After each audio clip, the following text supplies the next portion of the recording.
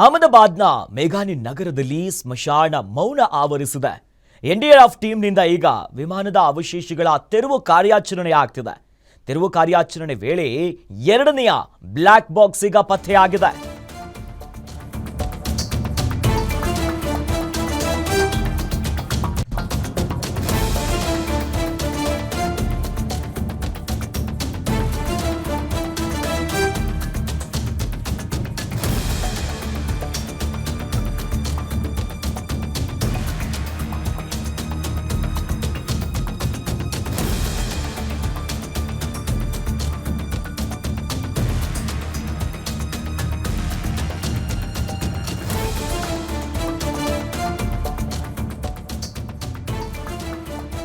ಎರಡನೆಯ black box ಈಗ ಪತ್ತೆಯಾಗಿದೆ ವಿಮಾನ ದುರಂತದ ಸ್ಥಳದಿಂದ.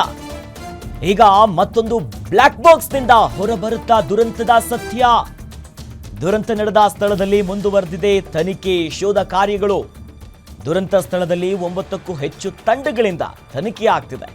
ಈ ಹೊತ್ತಿನಲ್ಲಿ ದುರಂತ ಸ್ಥಳವನ್ನ ಸೀಸ್ ಮಾಡಿದ್ದಾರೆ ಅಧಿಕಾರಿಗಳು.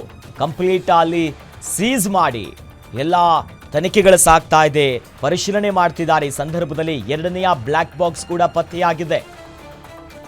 ಈ ಮಹಾ ದುರಂತಕ್ಕೆ ಏನು ಕಾರಣ ಅನ್ನೋದನ್ನ ಪತ್ತೆ ಹಚ್ಚೋದ್ರಲ್ಲಿ ಬ್ಲಾಕ್ ಬಾಕ್ಸ್ ಪ್ರಮುಖ ಪಾತ್ರವನ್ನ ವಹಿಸುತ್ತೆ.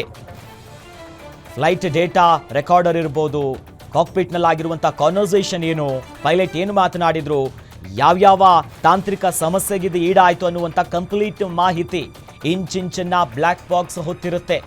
ಆ ಮೂಲಕವಾಗಿ ಎರಡನೆಯ ಬ್ಲಾಕ್ ಬಾಕ್ಸ್ ಈಗ ಲಭ್ಯವಾಗಿದೆ. ನಿನ್ನೆ ಒಂದು ಬ್ಲಾಕ್ ಬಾಕ್ಸ್ ಅನ್ನ ಅಲ್ಲಿನ ತನಿಖಾ ಅಧಿಕಾರಿಗಳು ವಶಪಡಿಸಿಕೊಂಡಿದ್ರು. ಯಾಕಂದ್ರೆ ಸಿಕ್ಕಿತ್ತು ಅವರಿಗೆ ಕಾರ್ಯಾಚರಣೆಯ ಹೊತ್ತಿನಲ್ಲಿ. ಸದ್ಯ ಈಗ ಮುಂದುವರಿತಾ ಇದೆ ಕಾರ್ಯಾಚರಣೆ. ಈ ದುರಂತ ನಡೆದಿರುವಂತಹ ಸ್ಥಳದಲ್ಲಿ 9ಕ್ಕೂ ಹೆಚ್ಚು ತಂಡಗಳಿಂದ ತನಿಖೆ ಆಗ್ತಿದೆ. ಈ ಮೂಲಕವಾಗಿ ಸ್ಥಳವನ್ನ ಸೀಸ್ ಮಾಡಿದ್ದಾರೆ. ಮತ್ತೊಂದು ಕಡೆಯಲ್ಲಿ ಮೃತದೇಹಗಳನ್ನ ಸಂಬಂಧಿಕರಿಗೆ ಕೊಡುವಂತ ಕೆಲಸ ಆಗ್ತಿದೆ.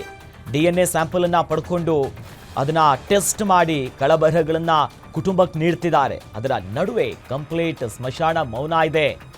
ಈಗಾಗಲೇ ಹಾಸ್ಟೆಲ್ ಬಿಲ್ಡಿಂಗ್ ಅಲ್ಲಿದ್ದಂಥ ವಿದ್ಯಾರ್ಥಿಗಳು ಕೂಡ ಸಾವನ್ನಪ್ಪಿದ್ದಾರೆ.